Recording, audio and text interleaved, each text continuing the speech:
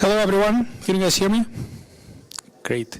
Well, I'll be walking back and forth to my laptop. I'm Serhii Sokolenko. I'm one of the co-founders of Tower, and my talk is about small language models and how to survive the Agentic AI hype.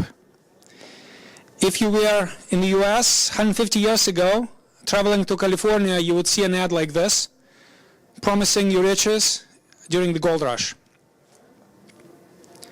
Now, if you go to the Bay Area today, you will see these kinds of ads.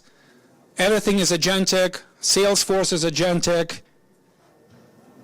There's a company called FinAI that sells you customer service agents.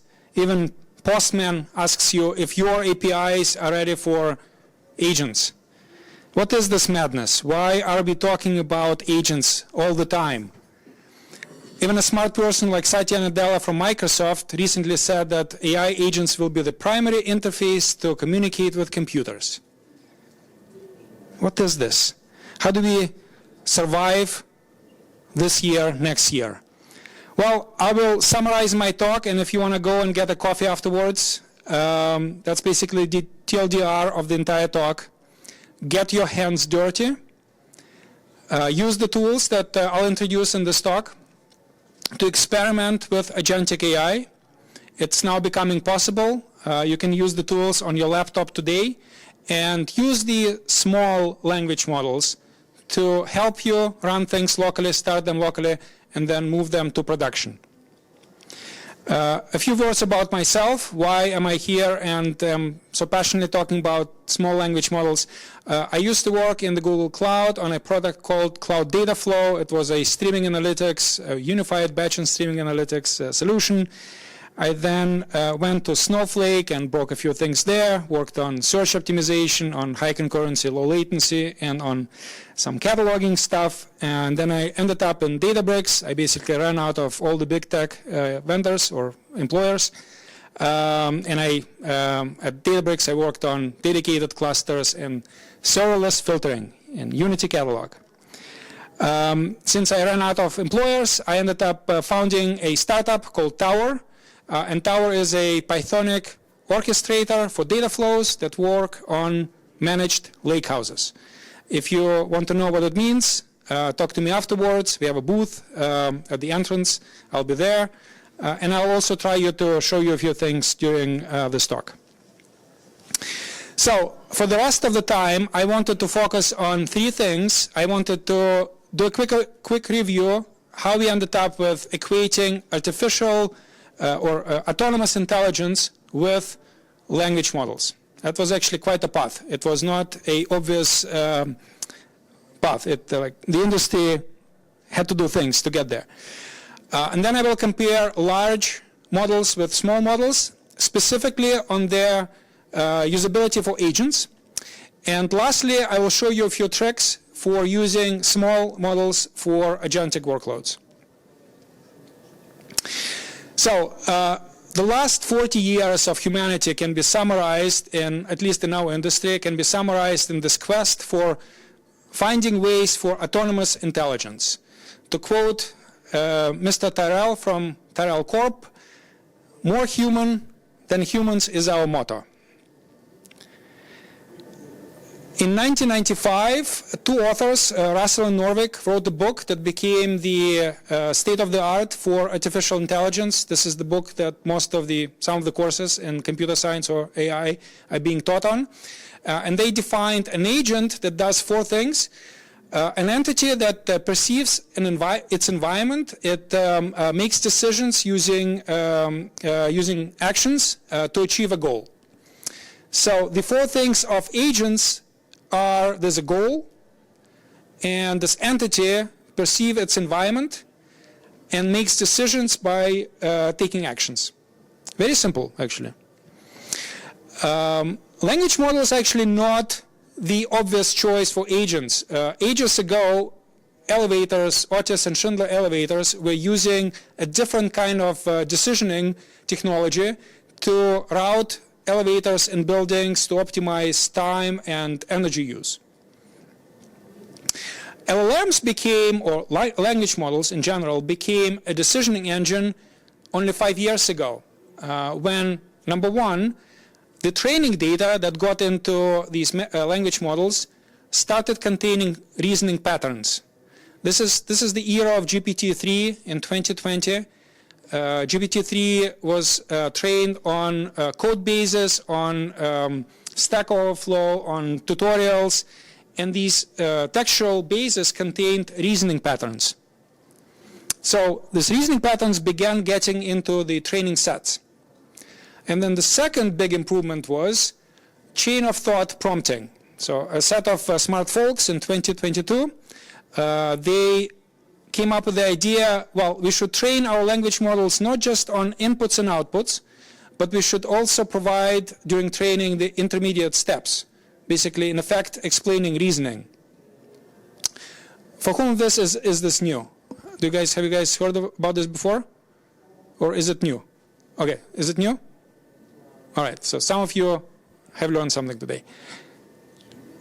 So in effect, language models became reasoning engines when we, A, got the training data that contained reasoning patterns in them, and secondly, prompted them the right way.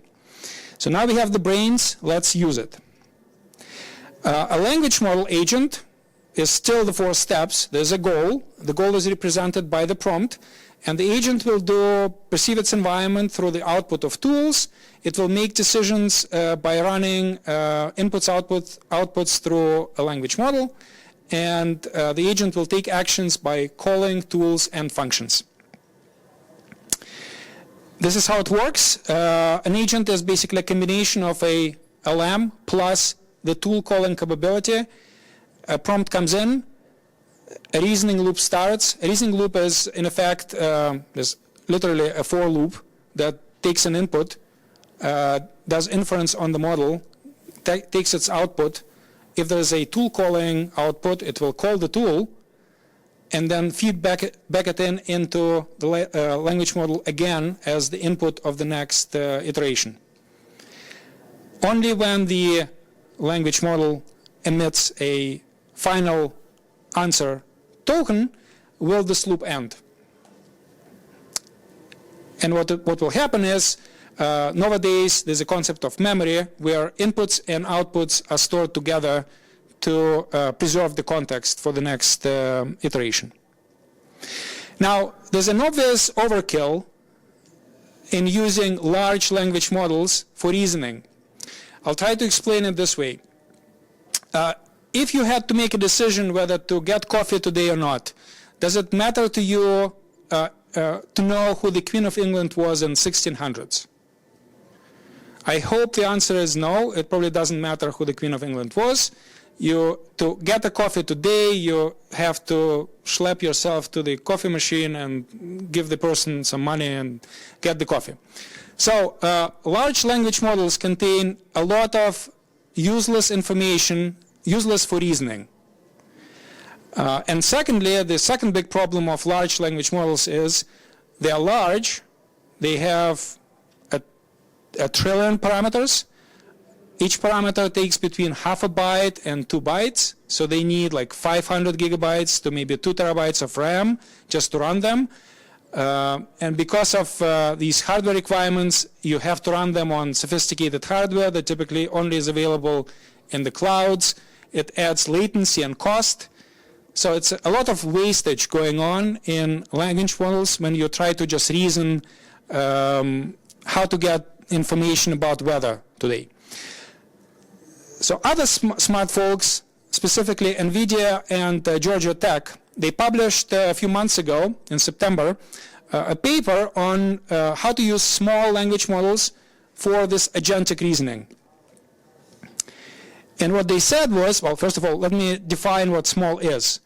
There are 2 definitions of small. One just focuses on the number of parameters. It just says it's less than 10 billion parameters. I like a different definition of small. Small is a language model that fits into the memory of a consumer device, of a consumer GPU. And I like this definition more because it evolves over time. So next year, small will actually be 32 gigs, and perhaps in 5 years it will be a lot of gigs. But But today what it means is small language models have usually less than 10 billion parameters, and the advantages of them is you can run them on your device, on this laptop, on my phone, on maybe your server in your on-premises environment, maybe perhaps your cloud account. And data doesn't leave these devices. They all execute in memory on these devices. You can fine-tune these models for specific tasks, and they're being fine-tuned for reasoning and code generation, and the cost is lower. The downside, of course, is the model doesn't know who the Queen of England was in 1600s. But perhaps that's not important. So the folks that wrote the paper, they also stated made three statements that they then proved. First of all, they said nowadays the current set of families of small language models, they're sufficiently powerful to do agentic workloads. Not general type of AI, but for agentic workloads, they're now sufficiently powerful. And the second set of statements, 2 and 3, were because they're small, they cost less, they can be deployed anywhere, and therefore they're just more operationally flexible. You can deploy them anywhere. You don't need very sophisticated H200s GPUs. So what are these things, capabilities of language models that are important for agentic reasoning or agentic workloads? There are 4 of them, as defined by the paper or as researched by as mentioned in the paper. The most important one is the ability to break down tasks written in human language into subtasks. This is what's called reasoning. If I pose a question, how do I get a coffee at this event today? This task needs to be subdivided into sub-steps. So if a model is able to subdivide this task into sub-steps, it has reasoning capabilities.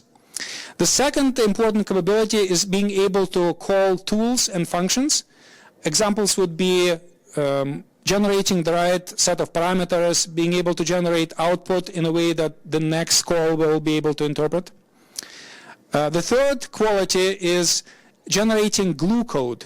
And nowadays, the glue code is in Python. And this glue code is needed because the agent will not have access to everything that's needed to accomplish a task. Some things will need to be invented on the spot. That's the glue code. And lastly, instruction following. This is kind of an interesting space, instruction following. I tend to think of it as a set of business rules. You can literally communicate to the agent business rules that a normal human can understand by putting instructions. You'll see it in the demo. So the paper lists a set of model families, and they show, I'm not going to read line by line, but what they show is nowadays you can get the same accuracy on these 4 tasks, on reasoning, tool calling, code generation, and instruction following from fine-tuned models of very small size, similar to what you would get from large models that were not fine-tuned for these tasks. So perhaps I'll give you an example. A 8 billion parameter Salesforce xLAM2 model achieves the same tool calling scores as a very expensive GPT-4o or Claude 3.5, which are much larger. There's a famous leaderboard that compares models on accuracy and cost. It tracks more than 100 models from top vendors, from GLM, Claude, Qwen, Meta, DeepSeek, and others. The top 5s, as of today, this is the most recent version of it, version 4, as of November. The top 5 are still the large models, admittedly, let's be real. There's a reason why these large models take so much time to train and cost so much to run inference on. But if you look at the cost of inference on these models, they are super expensive. The first item, the GLM one, is a bit misleading because it tells you it's only $6 for the execution of the benchmark. But the reality is it's a large model of 400 billion parameters. It will not fit your consumer hardware. The way they reduce the costs to this number is by activating only a subset of parameters at the same time. But all the other models here cost hundreds of dollars per benchmark run. If you look at Claude, $200. If you look at Grok, it's $300. The first model that can be called small and doesn't cost a lot to run inference on is Claude Haiku, which is great. Unfortunately, it's not open source, therefore you cannot run it on your device. So maybe not great for experimentation. But there's a good model that is ranked number 2 out of 111.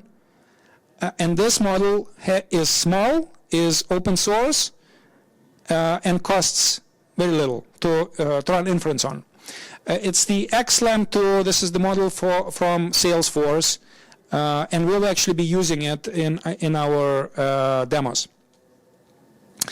This graph is basically the same info, just presented differently. If you compare accuracy and cost, the sweet spot for models right now is the set of models from Salesforce, xLAM 2. There's one good one from Qwen. It's at the end of this graph. Costs little, but the accuracy is a bit lower. If you wondered how these models get created, the small language models optimized for agentic workloads. It's actually very interesting. The secret sauce is the synthetic data that the vendors created to train, to fine-tune a large language model. So the process was they took an existing Llama 3 or Qwen, and then they generated 60,000 examples of here's a query, here's the output. Here's the query, here's the output. And the output is tool calling. So it's basically a call of a tool with parameters. The tool they used, Salesforce developed, API Gen, is open source. You can use it, for example, yourself if you wanted to create your own small language model. And the process was like this. Yeah, so take a large language model, feed the training data into it, the synthetic one, and fine-tune it for 4 qualities. It's function calling, JSON output generation, and multi-turn reasoning. To summarize the benefits of SLMs, they are cheap to run inference on. Because they're cheap and don't require lots of memory and flops capacity of your GPU, you're flexible in where you deploy it. You can deploy it in little Mac Studios, or you can deploy it on this laptop. You can start developing with it. And this enables experimentation. So, are you ready now to survive the agentic AI hype by sciencing the shit out of it? I think so. Here's your stack. The stack will be 5 tools. There'll be a language model, an inference, a local inference server, a remote inference service, a Python runtime, and an agentic framework. Through research and experimentation on our side, we provided you with a recommended set. We found that the xLAM 2 32 billion parameter model properly quantized so that it fits into not too expensive hardware is the best one to run reasoning on. You can also use GPT's OSS open source model. It works pretty well too. For the local inference server, you have options. The purpose of the local inference server is to run simultaneously with your agent and serve the inference calls to the language model. We like Llama CPP, and I'll explain why. Now, once you're ready to move this agent to production, you experimented locally on your laptop, now you're ready to move it to production, you probably want something in the cloud.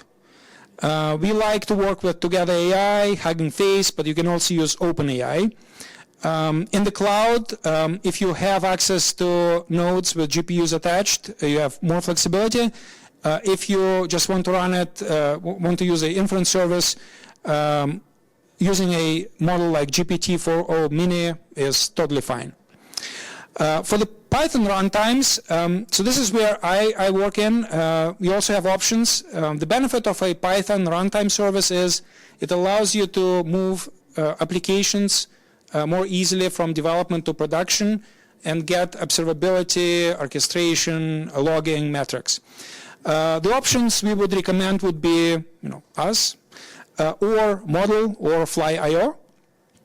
And then for agentic frameworks, there are a couple of good options. LangChain, we like LangChain, but you can also use Llama Index. So on the local inference servers, there are good options out there. There's nothing wrong with either VLLM or Llama, but once you start developing more, like two qualities become important to you. If you're on MacBooks or Mac hardware, you kind of want the inference server to be able to use the GPUs of this Mac device. And only 2 of the 3 servers are actually able to do this. Unfortunately, VLLM is not able to. It only uses the CPUs of your Mac. So for that reason, choose either Llama or Llama. The other interesting property, and this will be a trial and error, model naming. By now, there are like 1 million different versions of models out there.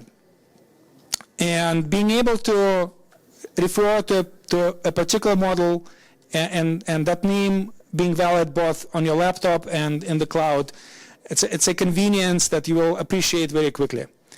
Both Llama, CPP, and VLLM follow the Hugging Face model naming scheme. Llama, unfortunately, does not. I don't know why they did it, but they don't. And if you just want to save yourself time and save yourself configuration trouble, go with the top 2.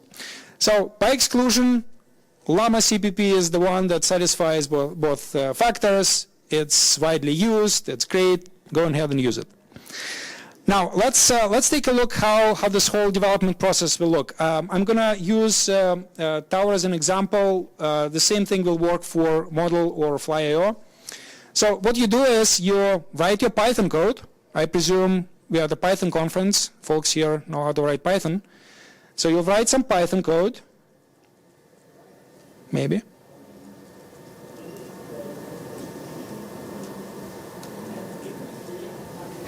Give me a sec.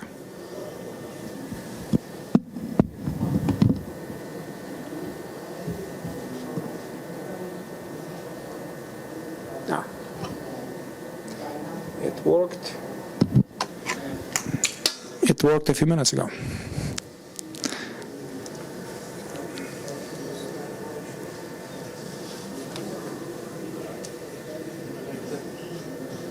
Maybe Wi-Fi is not super stable.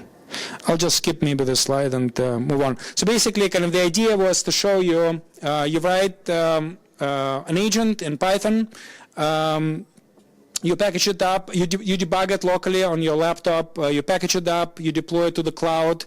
The same code will run in the cloud as it will on your laptop, and you get all the benefits of local dev, cloud production.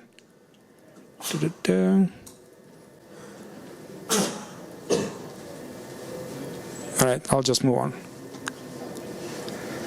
So what else can you do in a service like Tower? You can start with boring stuff, ETL, data pipelines.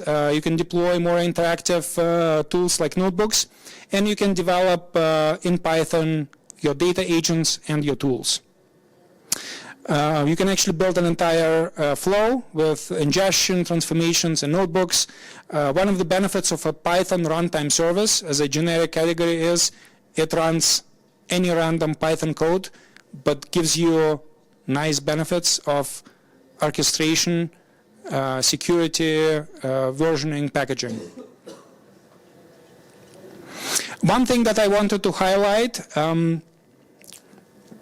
many folks think about ChatGPT or Gemini when they think about agents, but in a business context, the agents will be slightly different. the agents you will run in your company, they need access to fresh business data. What will happen if you don't give agents fresh business data is something like this. 3 years ago, 2.5 years ago, a firm in New York State got into trouble, a law firm got into trouble by completely generating the legal brief using a chatbot. And that chatbot was dumb enough at the time not to do any web searches. So it hallucinated legal case numbers and put it into the brief. Now, a smart judge or maybe a prosecution was, the attorneys on the prosecution side, they checked it and they ended up flagging this as a completely fictitious set of legal cases. So LLMs don't have any business data in them, not your business's business data, or at least I hope so. If it does, then you're in trouble, even bigger trouble. The small language models will have even less business data because they were created by squeezing out all the irrelevant knowledge. So if you don't give your agents access to your databases, your business agents, you will end up in a situation like this, where hallucinations, data hallucinations, and facts that don't exist will be put into your output.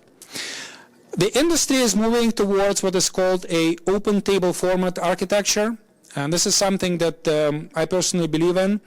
There are different ways of doing open data storage. One of them is Apache Iceberg, and the concept or the principle of open table storage is the customer owns the data set, and they can choose different compute engines to do different tasks. Some of these tasks will be boring ETL jobs. Other tasks will be agents producing some interesting output. So, are you ready to experiment? I hope so. It's go time. You'll start by installing an inference server. Here's some instructions on how to install Llama CPP. I also have some recommendations on a particular model that works the best. It's large enough to not be dumb, but it was quantized in a size that it fits,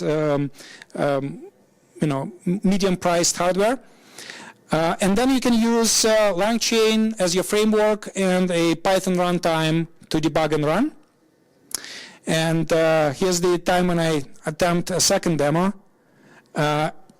Hopefully the demo gods will work. So the use case is a data agent that responds with recent stock price information for a set of stock tickers. I used the example of Amazon, Google, Amazon, Oracle, and Netflix on a particular day. So the user wants to know what was the stock price of Amazon on day X. And this agent has two tools. It can either go to a local cache, a database that already contains the data for that stock ticker, or if the data doesn't exist in the local cache, it will use an external API, Yahoo Finance, to get this data for it and then store in the cache and reuse it in the next run. How does the agent know which tools to call with what parameters and how to process this output? This is the interesting part. I like this concept of business rules, and we can use instructions that a normal human will understand instead of defining your DAG, processing DAG in Airflow, connecting things to each other and fixing it for the next 5 years. You can actually use natural language to describe guardrails for your data agent. The guardrails I use, for example, are you can get stock ticker price either from the database or you can fetch it from the external source. And the second rule is please try to use the local database first because it's cheaper, it's faster. It's in cache. The other way the agent will try to determine which tools to use is by looking at the names of your tools. And this is this functionality that LangChain provides. That's why you want to use a LangChain framework. by decorating your functions with the tool decorator, LangChain will now do three things. It will extract the name of the function. It will extract the arguments of the function, and it will also check the docstring of the function, and it will feed this info into the call to the language model. So this is how the magic works. There's no magic in the world, sorry. That's how all of this works. There's a prompt that you will write, and the framework, agentic framework, will extract the names of functions and feed them into the LM. All right, so here's the second attempt at a... Maybe we can reconnect the Wi-Fi. Can you reconnect the Wi-Fi? Yeah, I think that was the reason. Let's see. I think it kicked me out. Yep. Yeah, you need to approve one more time. All right, as I said, there's no magic. Everything is explainable.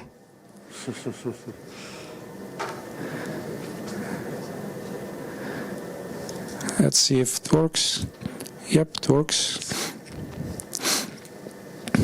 All right, I will walk you through what you will see right now. It's a demo. Sorry, I'll start again. At least it works.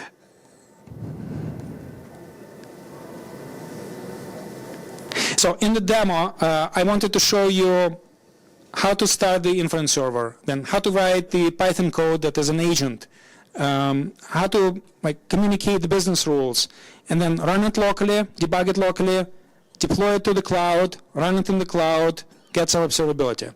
That's the whole flow. Nothing more complicated than this. All right.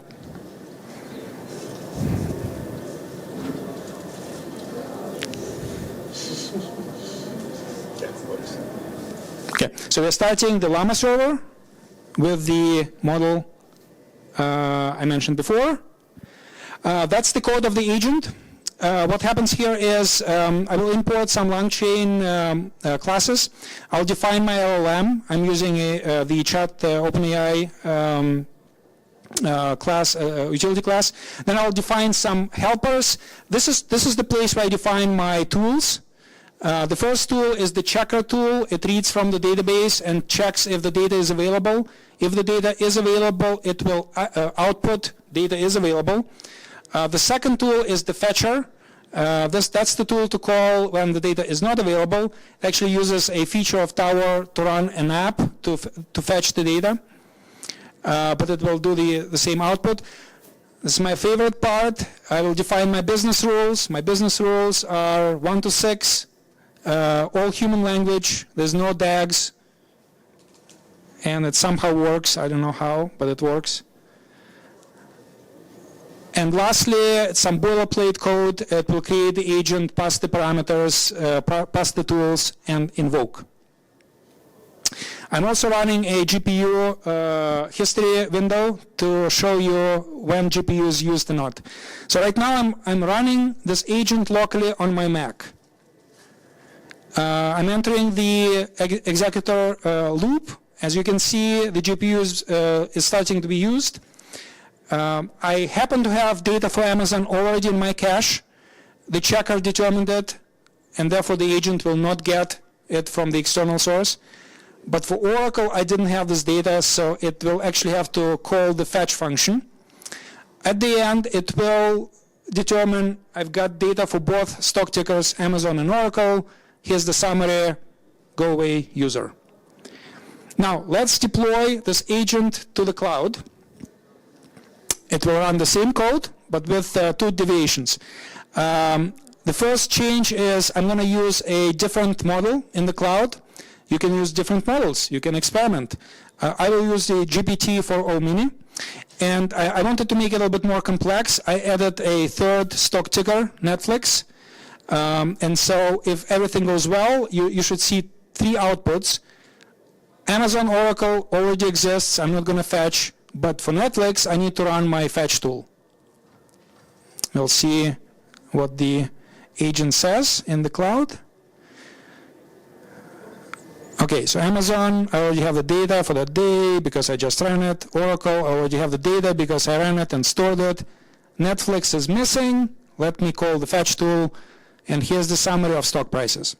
Okay, so without defining any DAGs, I just told the agent, you have two tools. Please use one of these tools because it costs less. I was able to define a processing graph, in effect, by these instructions. All right, so let's summarize. And actually, I think we are kind of getting to the end of this. I have a summary slide, so let me just run through the summary. Hopefully, I was able to show you that small can be mighty. There are a set of tools, open source, that you should use to start experimenting today. Some of you on the data engineering side might be asking, why couldn't I do it in plain old Airflow DAGs? The answer is, you could, you probably should continue doing it in many cases. But what I think is this agentic workflows allow you to do is you can get on the level of your business users. Instead of drawing diagrams that admittedly even a good business user will not always understand, you can now give your business users the flexibility to write the data request, that's the left side, and then you define business rules together with them. You can tell them, all data needs to be formatted in UTC +2, and all the currencies need to be translated into euros. So this is the benefit, in my mind, of a agentic approach to workflow definition. We'll still have Airflow, but this is a new way. If you would like to chat more with me about this, we have a booth, at our booth at the entrance, and take a QR code here as well. If you would like to leave some feedback for my session, please do so. If you liked it, here's the QR code. If you didn't like it, talk to me.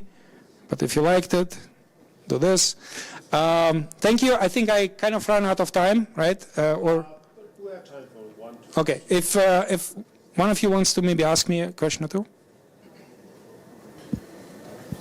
Have you tested this solution on the CPUs? So the question was, have we hosted this solution on CPUs? It will run on CPUs, but just 50 times slower. Yeah, it will run. It will, because the frameworks, so we use LangChain. LangChain underneath will use PyTorch, and if there's a device, PyTorch device or MPS device, but if there's no MPS device, the fallback will be CPU, and it will run just 50 times slower. Is it usable for the users? Probably not. No, not on this hardware. I mean, not on the hardware of a Mac. If you perhaps use maybe a very large server, VM, like a M5 X large with 10 different cores, maybe it will. Other questions? Yes, please. You had a slide with costs. Yeah. Comparing models. Yeah. Is it cost of training or inference? Yeah, that's cost of inference. But if I run it locally, how do I have this cost? Fair enough. So they had to make some assumptions on how much this hardware. They run these benchmarks obviously on cloud hardware, and they calculate the cost of running on a VM in Amazon.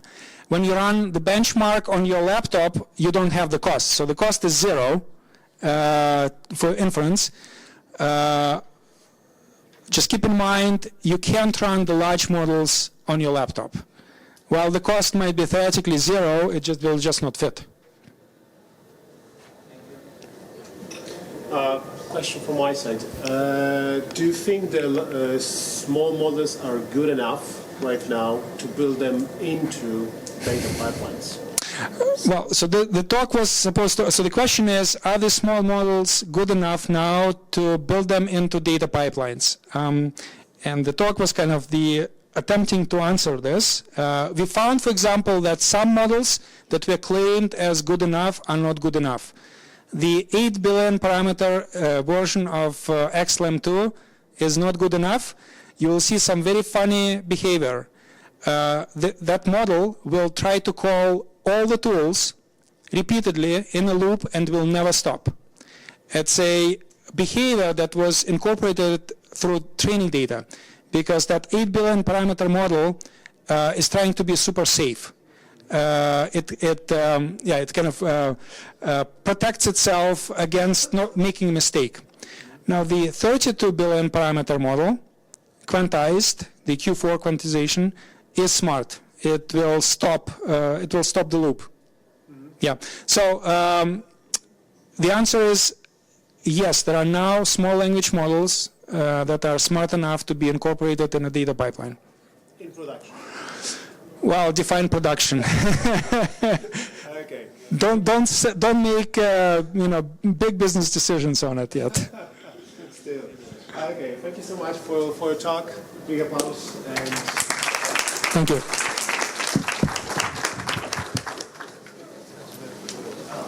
Thanks a lot. USB. If you have a minute and you could share your presentation. Sure. Should I send it to someone Or put it on the USB. Put it here? You can send it or put it in USB. Sounds good. It's a Google. Save it as PDF. Say the PDF. Yes. Yeah. That's, You can sit down, have a minute. yes. And yeah. Oh, hi there. Just to check in with the Dobra, brother. okej. Tak, przepraszam. Tak jest. Okej. Proszę cię bardzo. Mogę ci od razu naklejkę taką. O, Wiesz, ty masz naklejeczki. no, zrobiłem, naklejałem na SKG. O, Także bierz, ja mam dużo tego. ja to ten. Jakbyś chciał gdzieś komuś rozać, ci zostawię, bo ja mam, kraty tego. Aha. Czekaj, tylko moment, może... Can I send it to you? Sorry. Yeah, can I send it by email? Yeah, you can send it. Yeah, of course. Yeah, of course. Just send to the organizers. Organizers. Yeah. Will do. Thank you so much. Yep.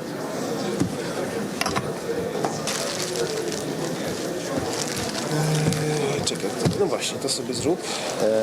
Wiesz co, ja nie wiem, bo ty chciałeś tak pogadać tak lajtowo, czy tak ten, bo ja to wiesz, tak nie planowałem tutaj zostawać. Nie, znaczy, ale jest ten, jest... Powoli jedziesz do przodu? Jadę, ale to jest tak, wiesz, to jest tak... To musimy ciężko. zadzwonić, musimy się zadzwonić. No, jest tak ten, jest chyba najgorsze jest, jak chciałbym powiedzieć. Bo jesteś prelegentami, czy ktoś jest organizatorem? Ja jestem liderem. Inaczej, jestem hostem. Jesteś hostem tutaj. Dobra, słuchaj, bo wiesz co, ja mam ze sobą laptopa, mam pendrive. Da się to jakoś zorganizować? Macie coś? Mamy Tak? tam coś. Macie. A, to super. Nie, bo po prostu chciałam się Okej, upewnić, dobra, a ty będziesz zanim której godzinie? Ja jestem po 15 gdzieś Dobra, jakoś, to ja tak, Mikołajowi tak. powiem, że... Dobra, okej, dobra, nie ma sprawy. Tam nie ma nic specjalnego w tej prezentacji, więc wszystko powinno grać, ale No, spróbujemy. tak. Ty sobie refreshujesz ten timer, czy... Tak, ja sobie odpalam, także ten. Jedna prelegentka będzie chciała mieć laptopa, więc jakbyś przez najbliższe 2 godziny zorganizował ładowarkę do niego. Jasne. Do tego? Do tego, no, bo on... Do timera. No, niedługo Dobra. zacznie... Jasne. Dobra, tu mamy... No, chyba zacznę. Ładowarkę. Zorganizujemy. Tak. To ja wychodząc naprzeciw tego, że on na pewno padnie za 3 godziny.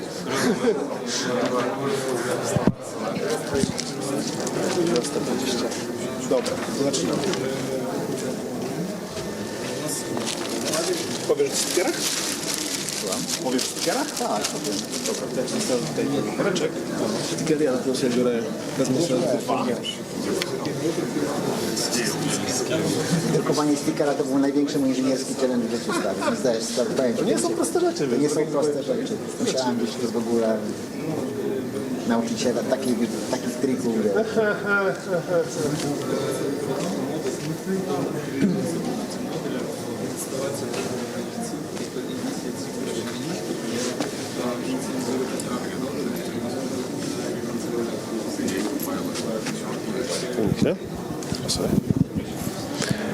Okay, I think we can start around the talk. This time, very specific topic, genomics. Has any one of you worked with biodata in the past? Not yet. Not yet. All right. Genomics is very specific because it's huge and can fit on the laptop. Yes, for sure, kind of, but it will take some time. So old good optimization is always a choice here, and Marek will talk about actually his Python package that is doing that blazingly fast. So please welcome Marek on the stage. And the stage is yours. Thank you. Can you hear me?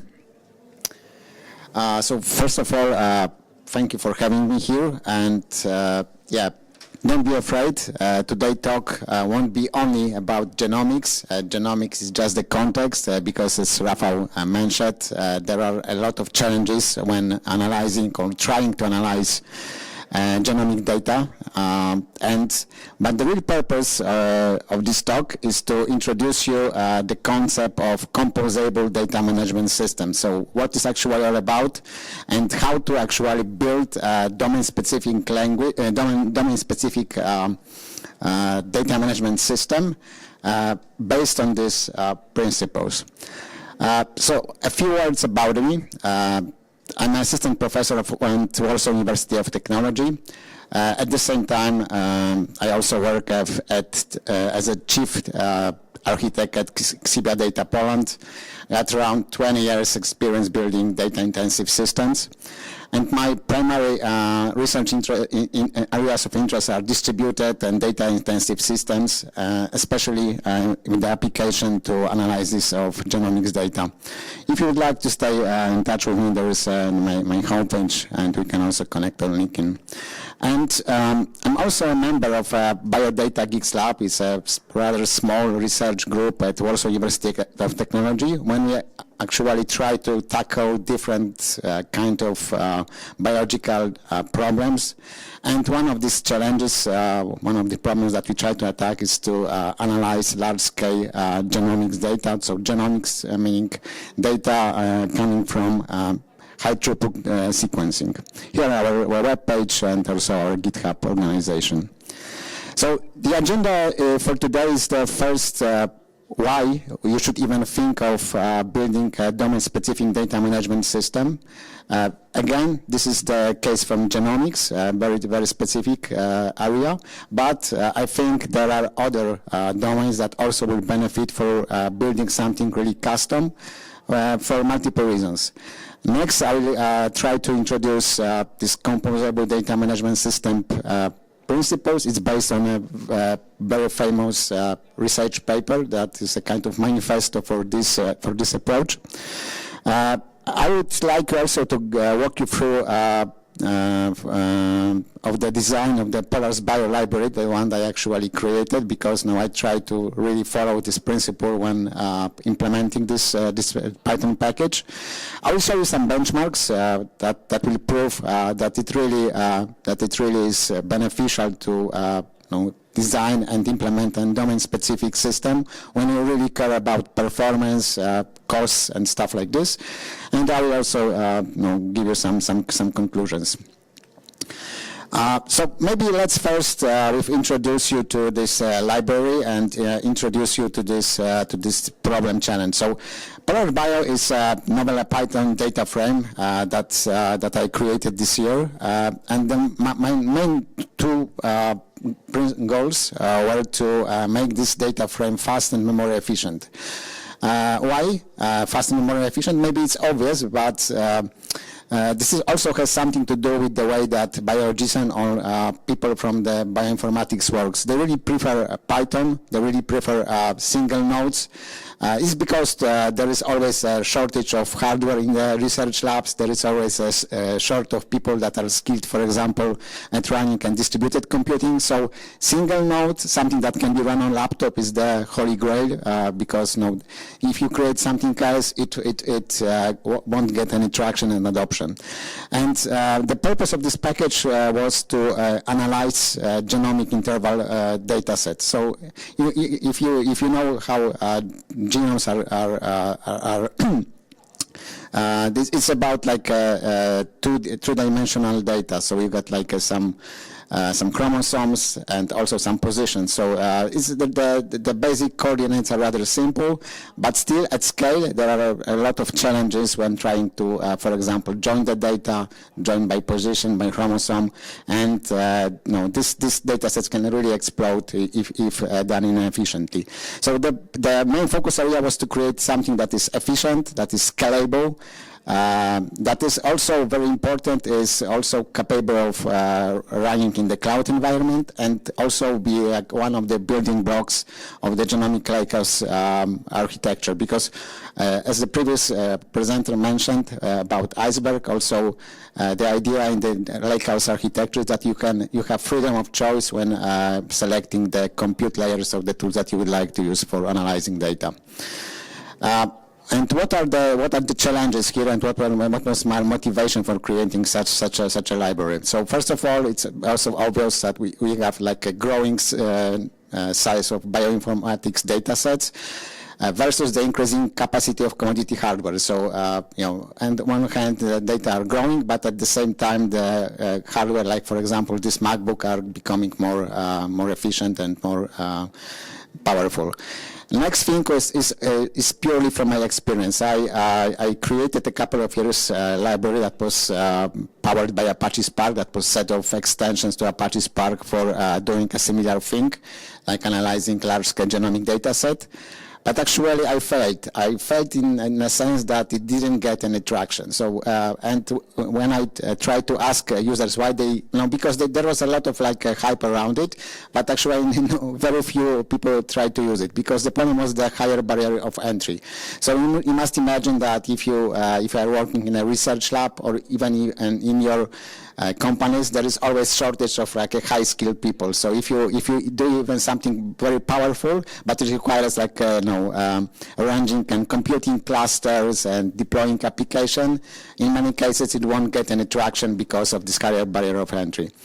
At the same time, we also observe that there is a growth of adoption of single node solution. You might have heard of DuckDB, for example, or Polars, that are very popular libraries right now, libraries or tools right now that are actually single node, parallel, scalable, and very efficient. And you can really tackle large-scale problems with that kind of tools. So my idea was simple. So I would like to take all the lessons learned from the previous projects, the one that was called Sequila, so this extension to Apache Spark, and now re-implement it in the way that it can be easily adopted by end users.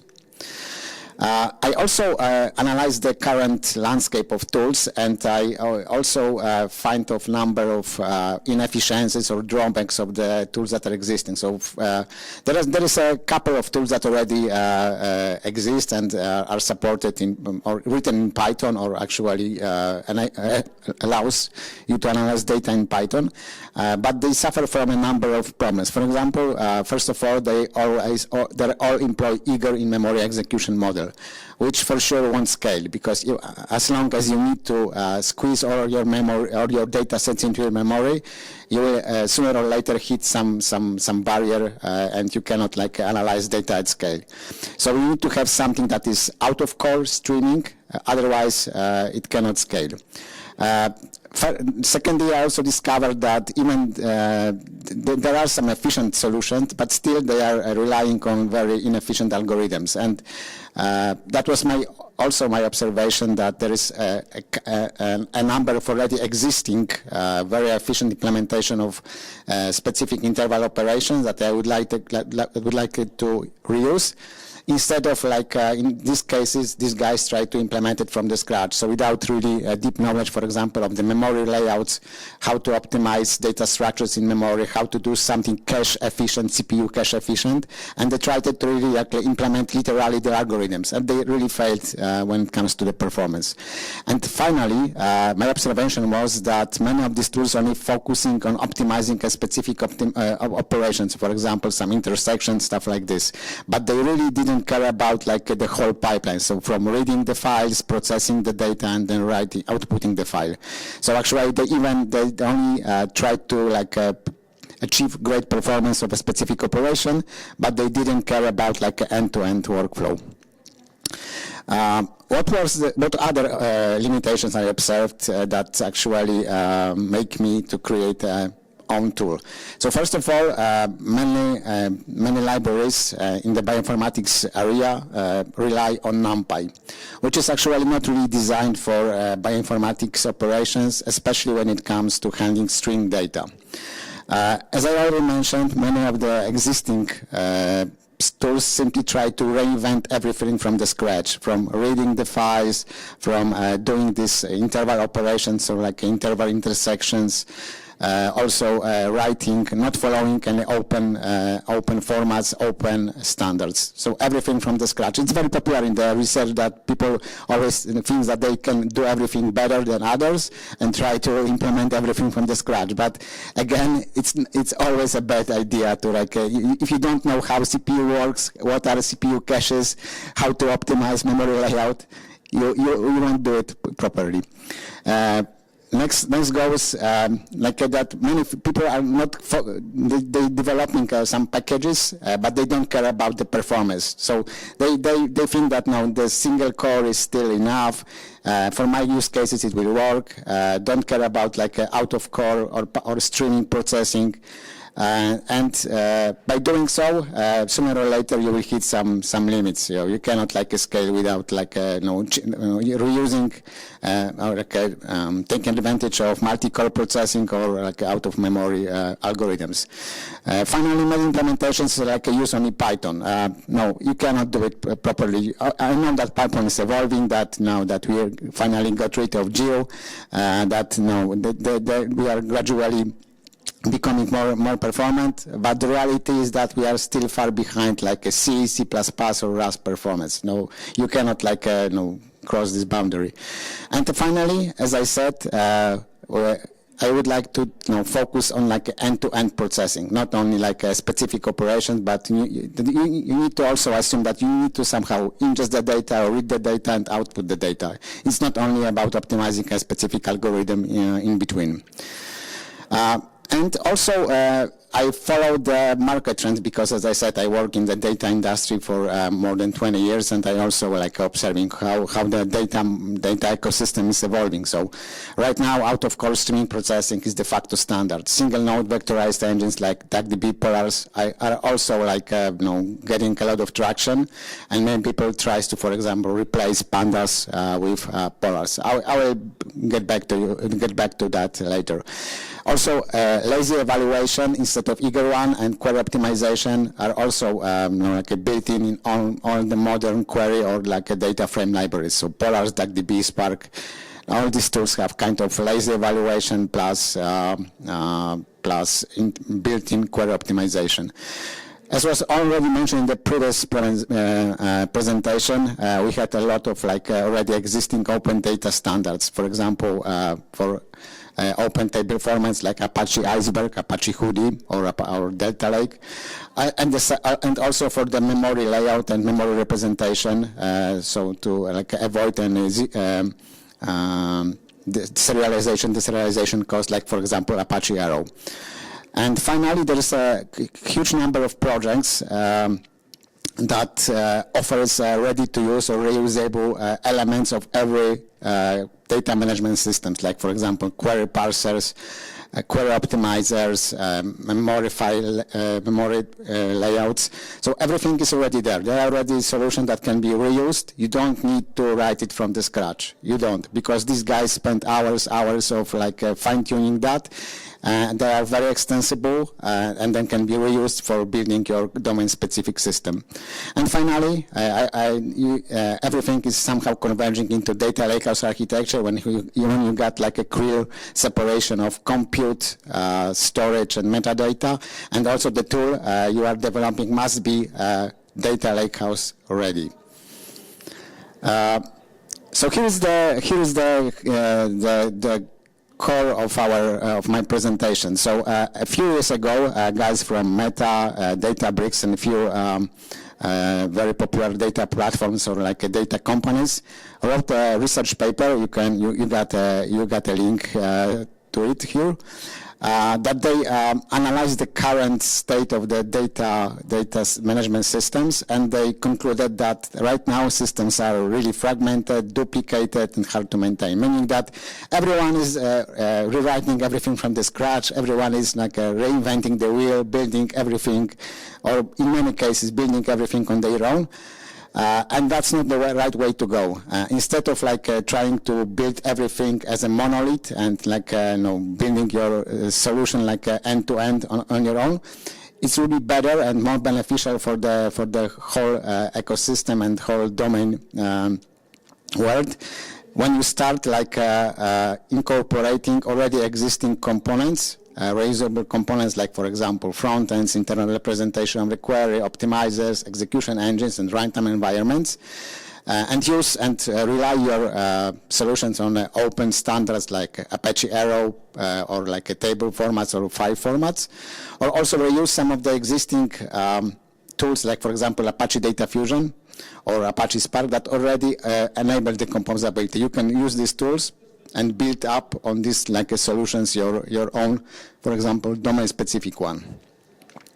So if you think about breaking from these monoliths into modular data stack, you can see it at different levels. So from top down, for example, as I said, in the modern data platforms, you got clear separation of storage. So you can, for example, choose the open table format you would like to use, the object storage you would use. You got freedom of choice when it comes to compute. You can use a distributed one like Polar, Apache Spark, for example, but you can at the same time use, for example, DuckDB for smaller workloads. And the same also applies to metadata, because there are already standards like, for example, Iceberg REST API catalog that allows you, for example, to use to connect different tools, different compute to your metadata, still preserving the security and everything that goes with data governance. Then you got a language front-end, some front-end level separation. So for example, you can see right now that many of the tools offers, for example, data frame API and SQL API. And you can use either of them, of these two, and still the query is processed the same. That applies, for example, for Polars, for Apache Spark.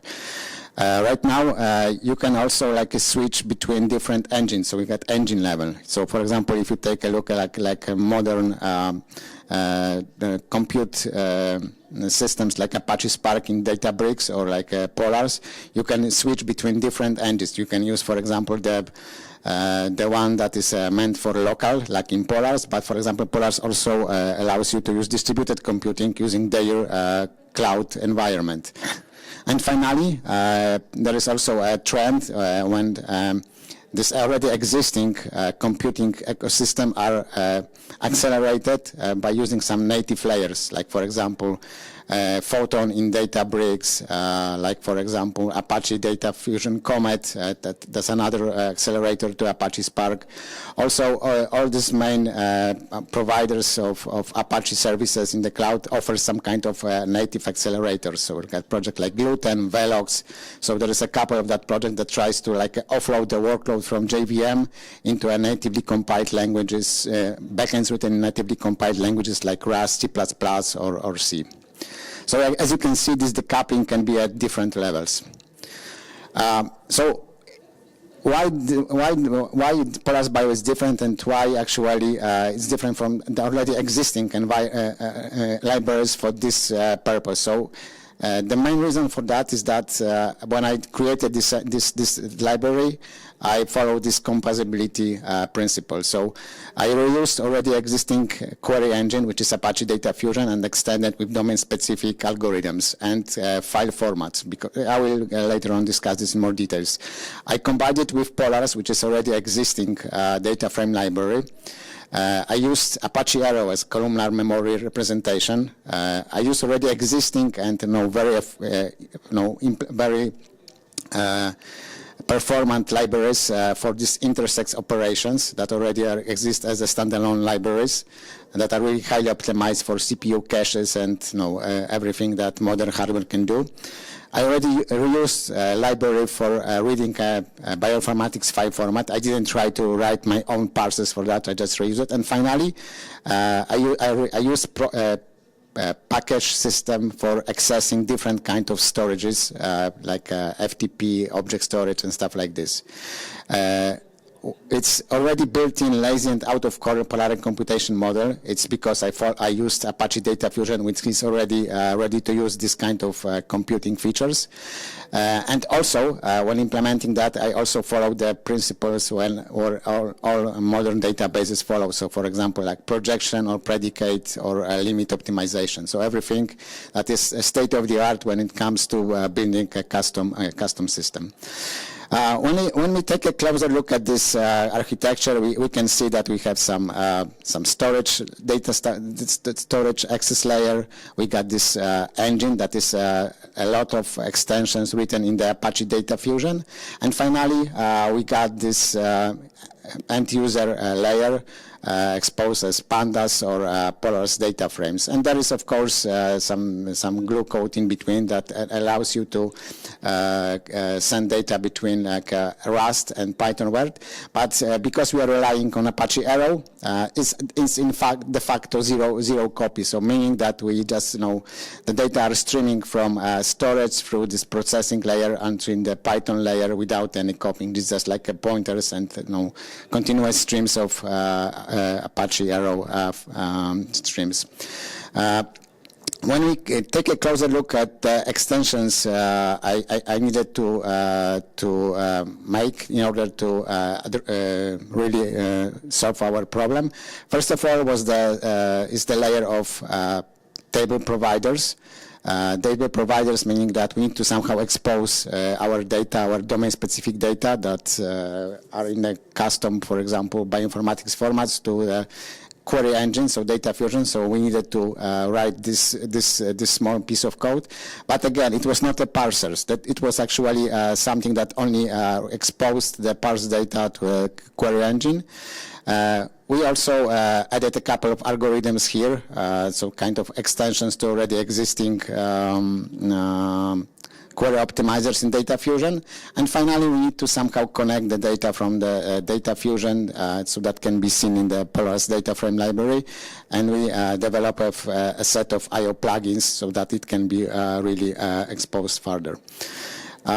You may ask a very good question. Why do we need have two components that can do similar things? So because Polaris is also, as I mentioned, kind of query engine or first of all, data frame library, but behind the scene there is also an optimizer, some engines, and Data Fusion. So.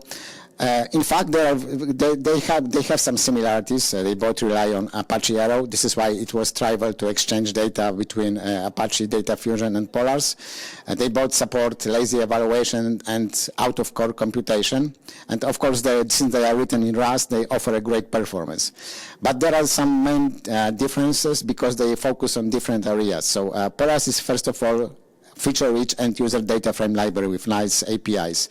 But if you would like to really extend it, very deep dive in very deep in the optimizer and in the way the queries are processed, it's not meant for that kind of activities. This is why when Data Fusion is extremely helpful, because now this is from the ground up. Written as something very extensible. You can actually modify this query processing engine and each step starting from the parser until generation of the execution code. So this is why, in my opinion, it was really worth to combine both because we can combine this great user interface and growing ecosystem of libraries that support Polaris, because it's also very intuitive and user-friendly. But at the same time, we were not restricted by any library design, and we can use Data Fusion as our main query engine. And there is yet another advantage advantage of using data fusion because, as I said in one of the initial slides, we are also working on the distributed version of Polars that will be a kind of accelerator to Spark.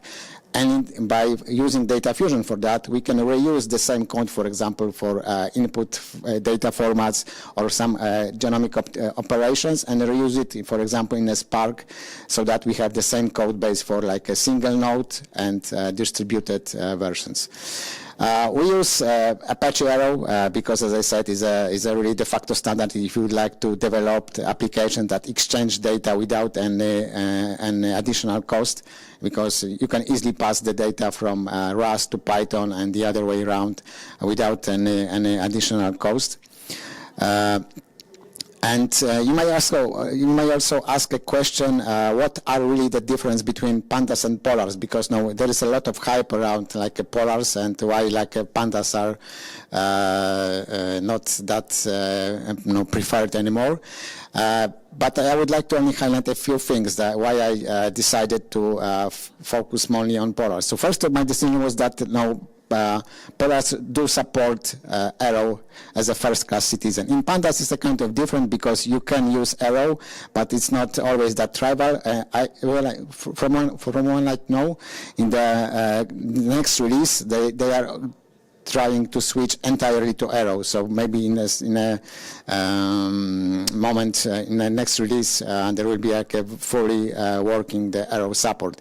But there are a lot of other like things that pandas fall short. So first of all, pandas does not have any really query optimization. It's eager, so like you need to materialize, as you can see on the diagram.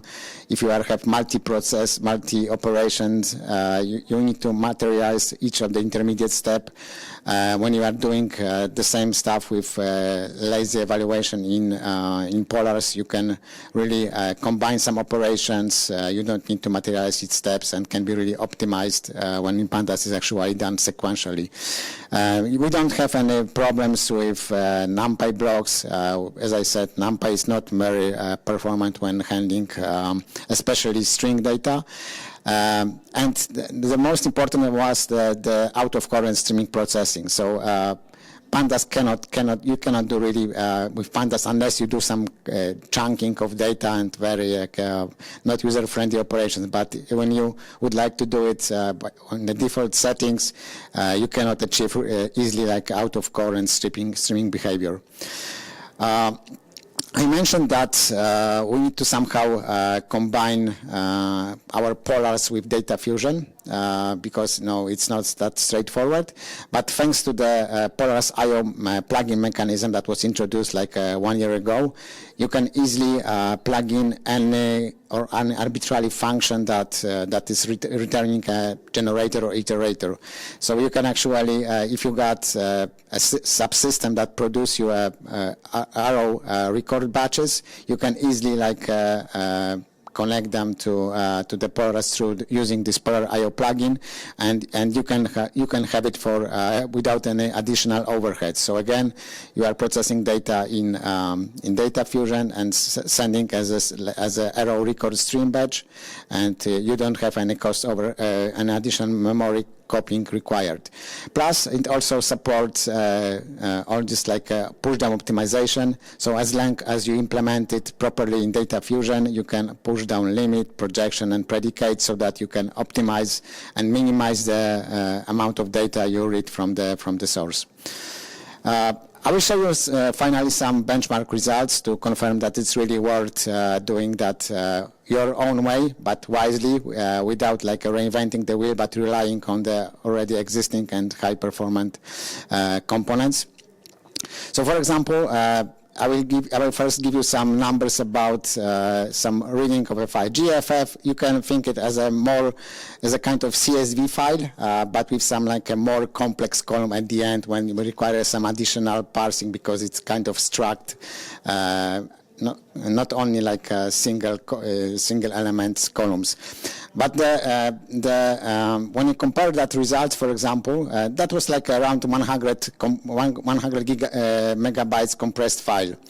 And I tried it to read it with Pandas, Polars, and Polars Bio. And here are the funny results. So as you can see, pandas is the slowest one, and also requires the most memory to process the data. This is the full scan operation, so we just like reading the file, parsing the file as it is.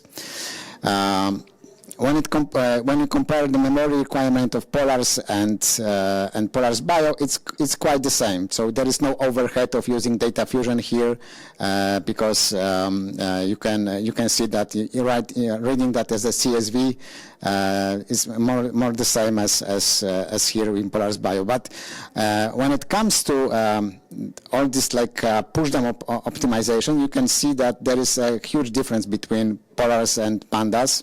So pandas again cannot like do any push-down optimization. So it's again, even if you have very selective filter operation, you still cannot like use it, and you need to read the whole file and like really takes the same amount of memory. But when it comes to Polars, you can observe some improvement. But this again, when you take a closer look at Polars Bio, we went even further, because Polars, for example, have issue with streaming compressed data. So you can see that even if reading with selective filters, it still requires a lot of memory, because you need to decompress the whole file.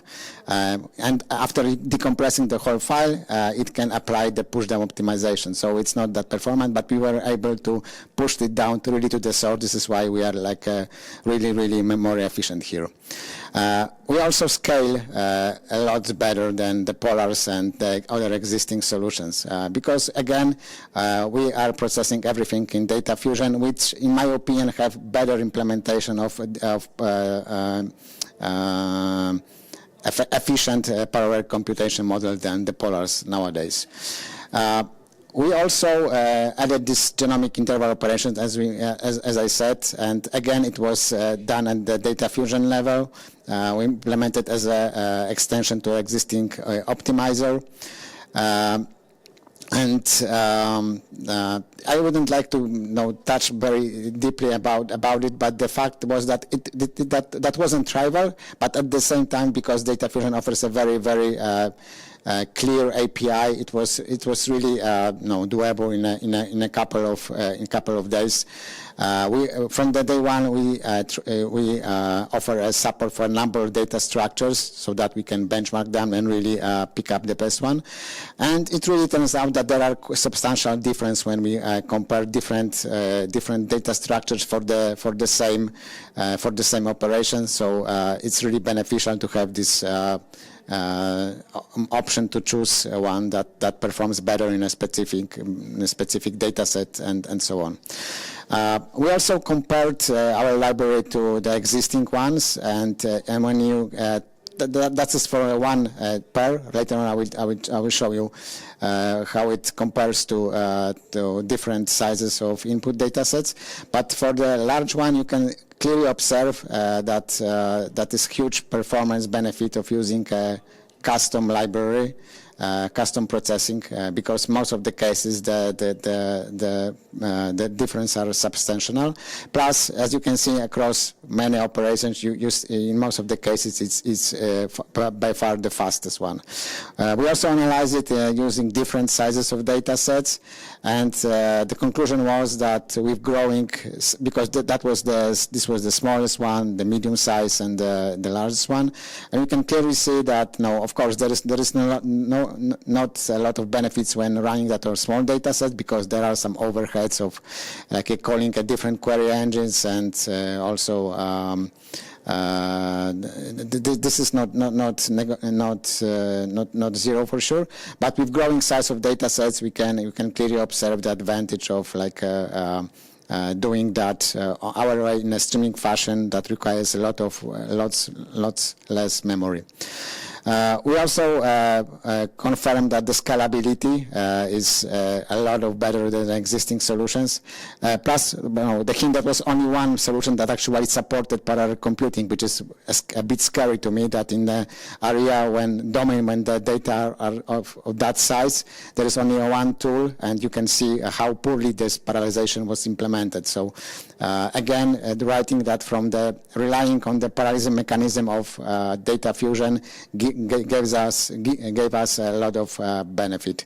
And finally, when we benchmark that end-to-end, so like doing the whole operation from reading the file with all this optimization, then processing the file and writing back to a Parquet format or CSV, we observed that, as you can see here, in the streaming fashion, the memory requirement was really, really tiny because we didn't need to materialize everything because of this lazy evaluation model. And if you take a look at the speed up, it's again like a 10x or so. So by implementing that on our own, but relying on the solid components, we are able to achieve something really, really performant. And we finally managed to get this published. No, it's only 5 days ago, so it's a kind of news. So we got it published in Bioinformatics. It's an open access, so you can take a closer look at the paper if you are interested.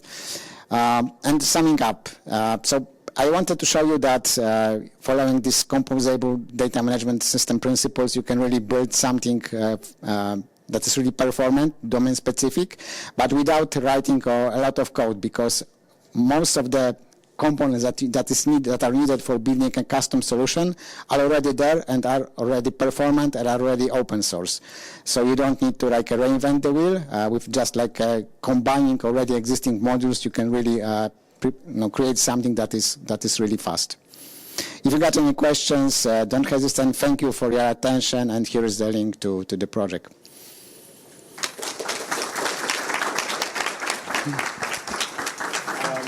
We have time yet for one question.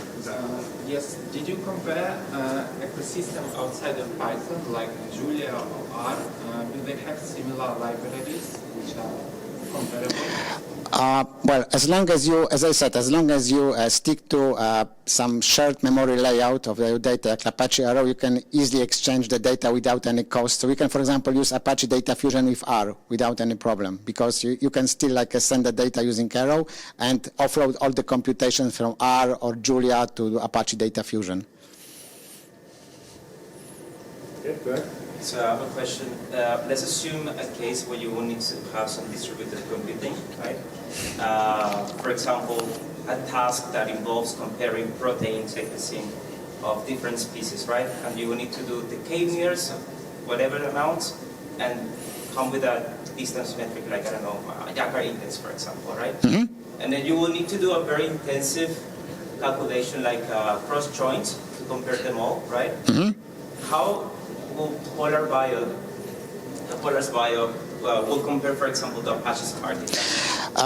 So, as I said, at the same time, I'm also working on Comet Bio project, which is based on Apache Spark, but they're using the same Apache Data Fusion code base. But no, in case of Spark, the most efficient would be, for example, kind of like a broadcast hash join or something like this. So here we are. So here, of course, we are running on a single node, but in a parallel fashion. So we can do this join locally, but I also had a working prototype of the same operation, but implemented as extension to this broadcast join method. So it's possible to also to distribute this join if needed. So you will also leverage shuffling. Yeah, you need to broadcast. If you are doing a broadcast join, you need to first broadcast the smaller data frame, right? And then you can push everything down to the data fusion, or just like a local copy of the smaller data frame with the partition of the larger one, and then like combine the results back in Spark. Benchmark as well the solution with Spark? Yeah, so it's again, it's case almost in a rally. So you got a very similar scalability to this one, because now everything is done in the Rust. Only the final results are somehow like a push back to JVM or to the file. So everything is done in the native layer, can be done in the native layer. Okay, thank you so much. Thank you. Time. By the way, if you would like for us bio sticker, just like we can have a talk. Thank you.